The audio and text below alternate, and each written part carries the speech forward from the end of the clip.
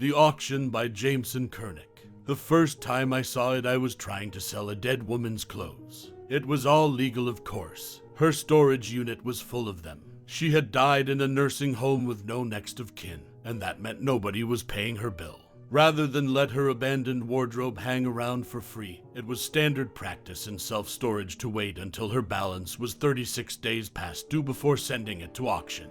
When it came time to auction off a unit, there was a straightforward list to follow. Cut the lock, open the unit, take photos of the contents, write down what we see, close the unit, seal it with an auction tag, upload everything online.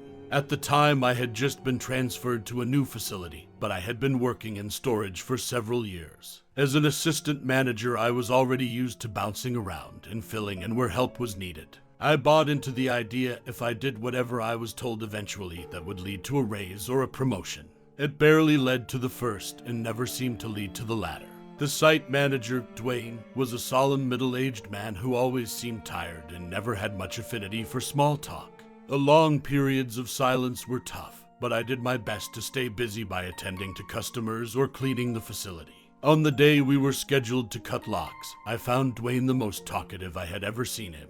He was adamant that we adhered to every step of the list as if it were holy scripture. The grinding saw had to be fully charged, with a new saw blade fastened on. Every piece of paperwork and safety equipment needed to be on our persons before we could even set foot out of the office to begin the task at hand.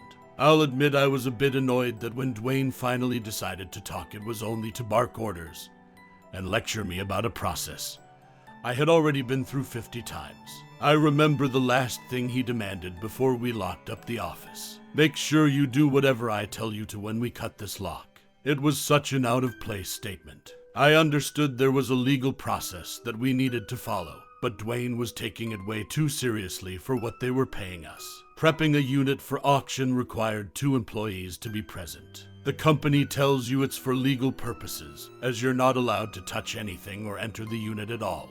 Having 2 people present helps promote accountability, or so they claimed. This was a lie. Normally you split the prep tasks however you both see fit. Dwayne's job was to cut the lock, while I would document what I saw inside the unit. Mrs. Abernathy, our dearly deceased tenant, had moved in only 6 months prior. I remembered showing her the unit, while she explained to me that all she had were clothes that she couldn't bear to get rid of. This wasn't rare. In fact, it was common for people to store things they'd never use again and pay several times their worth for the pleasure of doing so. I had already written down clothes as Dwayne cut the lock.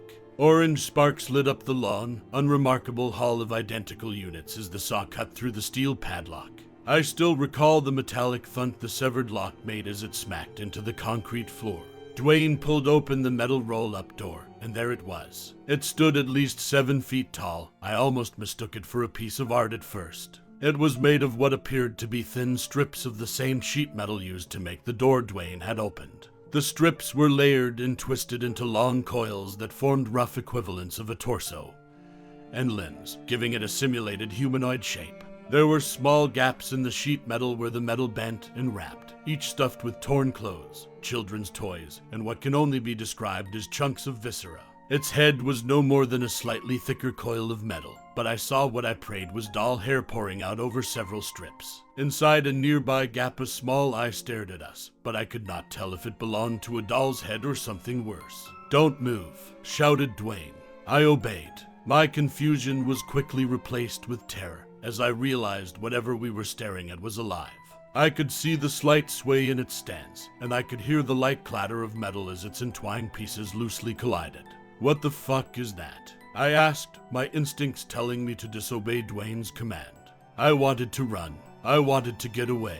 "Do not move," Dwayne repeated. The creature did not seem to react to either of our voices. Dwayne spoke with an authority that told me I needed to listen.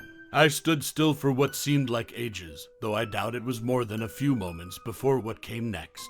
The creature began to shake. It was little more than a tremble at first. The metallic sound of the metal strips clattering grew with intensity. Soon the entirety of the creature was shaking with such force I thought it might uncoil completely.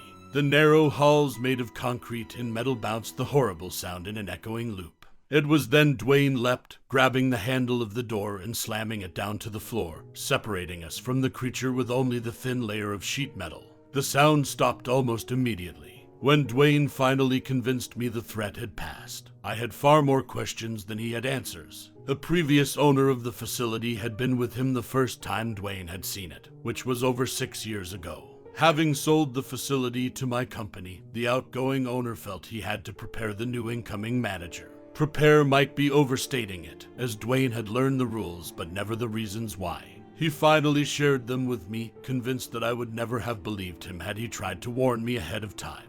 It was last year that I learned Dwayne was going through a divorce. I didn't even realize he was married, but in a rare moment of transparency he admitted he had stopped wearing the ring long before the separation was finalized. I didn't even know how to respond to these revelations. We had spoken so little to one another while working together that he might as well have been a stranger. I half-heartedly told him to let me know if he needed anything.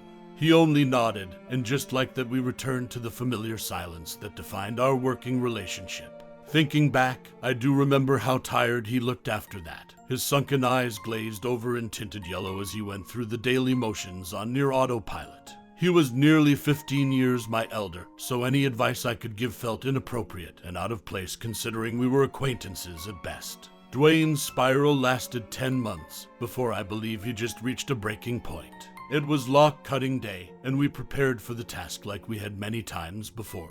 We were 3 units in when it happened. Dwayne cut the lock, set down the grinder, and opened the unit almost eagerly. There it stood, silent save for the metallic creak of its unsteady sway.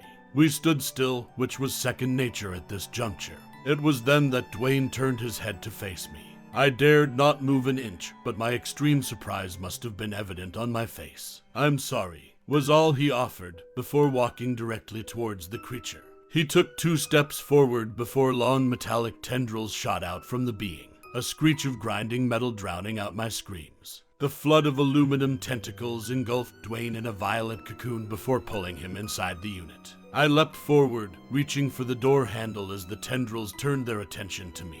I slammed down the door, but a handful of the metal strips had made it back out from underneath. They lashed around for me, the sharp whip cut through the air in a desperate search. A single strip caught me just as I bolted the unit shut, slicing into my arm with the jagged edge of torn metal. I cried out in pain, jumping back before falling just out of reach. I held my bloody arm, waiting for the tsunami of metal limbs to slide out from beneath the door to deliver me the same fate they had Dwayne. Yet nothing ever emerged from that unit. I don't know what drove Dwayne to such an end. I try to focus on not being bitter about the fact that he almost took me with him. Naturally, the position of facility manager along with another raise was offered my way soon after the incident. I now have my own assistant, and we carry a similar silent understanding of what waits inside of these units. I never found a trace of Dwayne, not even when it came time to return to the very same unit and finish the auction process. I don't know what summoned this creature. Perhaps something happens when you fill a building full of memories. You're not just storing toys, clothes, or furniture, but also the emotions chaining these items to their owners. Whether it's the nostalgia for better days, the loss of what they once had, or just the fear moving forward, these emotions are stacked floor to ceiling, marinating in a dangerous attachment to the past. Maybe the result is some horrid thing built of metal and fear. I don't know, I'm just the facility manager. But I do know that it's waiting. And I know that it never lets go.